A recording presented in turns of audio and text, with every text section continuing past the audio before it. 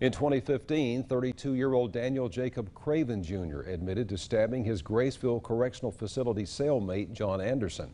Today, he goes to court in Jackson County in front of Judge Christopher Patterson on first-degree murder charges. News 13's Ashton Williams was there for day one. Wednesday, an inmate at the Graceville Correctional Facility told a 14-person jury that in the wee hours of the morning on June 28, 2015, he heard strange cries coming from an inmate that sounded like John Anderson a few cells down from his. And I heard somebody say, "Get off of me." And just a second or two later, somebody said, "Help me." And just, I don't know, a second or two later, I heard somebody say, "Help me" again, but it was barely, I could just barely hear it.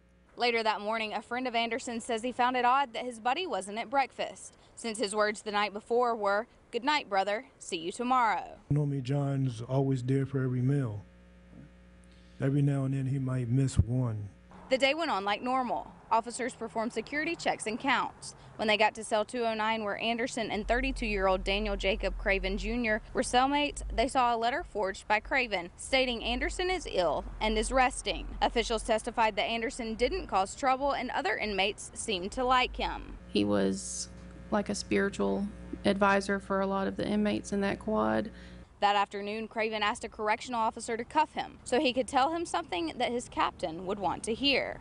He said, "I just need to let somebody know that I killed my roommate." Craven admitted to stabbing Anderson with a homemade shank, covering him, forging the letter, and leaving him in the bed as if he was sleeping. Officials with FDLE searched the cell for the weapon and say they found it. Craven was already serving a life sentence on a 2011 second-degree murder conviction out of Apopka, Florida.